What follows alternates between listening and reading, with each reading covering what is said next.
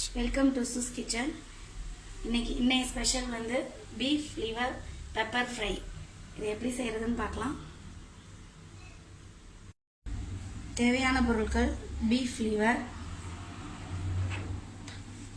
பட்டை கிராம்பு ஏலக்காய் தூள் 2 டீஸ்பூன், இஞ்சி பூண்டு பேஸ்ட் 3 டீஸ்பூன், பெப்பர் பவுடர் அது ஒரு 3 டீஸ்பூன் எடுத்துக்கோங்க.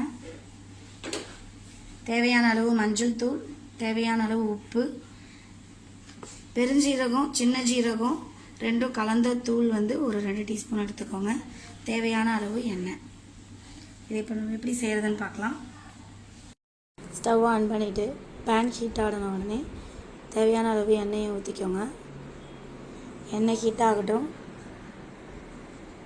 சோம்பு ஜீரகத்தூள் இந்த எண்ணெயில் ஆட் பண்ணணும்.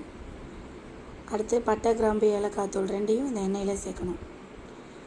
2 தூளையும் எண்ணெயில் ஃப்ரை பண்ணணும் கொஞ்சம் நேரம். இஞ்சி பூண்டு பேஸ்ட்டையும் ஆட் பண்ணிடுங்க. 3ஐயும் பச்சை வாசனை போகிற வரைக்கும் கொஞ்சம் நேரம் நல்லா ஃப்ரை பண்ணுங்கள். அடுத்து நம்ம ஈரல் இதில் வந்து சேர்க்கணும். ஈரல்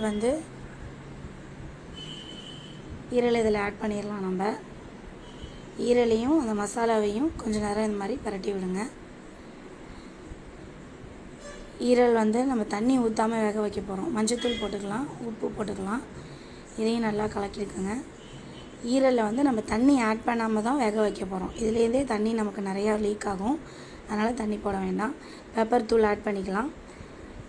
பெப்பர் தூள் வந்து உங்கள் காரத்துக்கு ஏற்ற மாதிரி எவ்வளோ வேணாலும் நீங்கள் சேர்த்துக்கோங்க. ஏன்னா அதில் மிளகாத்தூளோ வேறு எதுவுமே போட போகிறதில்ல. ஃபுல்லாக பெப்பர் ஃப்ரை மட்டும்தான். அதனால் மிளகுத்தூள் உங்களுக்கு எவ்வளோ வேணுமோ நீங்கள் அது காரத்துக்கு ஏற்ற மாதிரி ஆட் பண்ணிக்கலாம். ஆட் பண்ணிவிட்டு இது மாதிரி மூடி போட்டு கொஞ்சம் நேரம் மூடி வச்சுருங்க.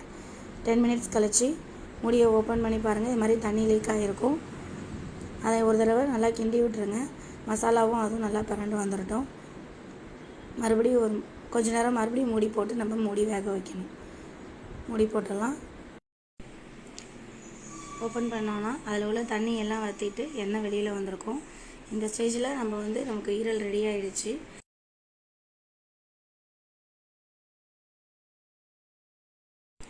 இப்போ beef liver pepper fry ready ஆகிடுச்சு.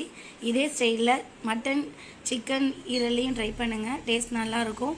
ஆனால் பீஃப் லிவர் உடம்புக்கு ரொம்ப நல்லது. இதை ட்ரை பண்ணி பாருங்கள். ஃப்ரெண்ட்ஸ்க்கு ஷேர் பண்ணுங்கள், கமெண்ட் பண்ணுங்கள். Thank you.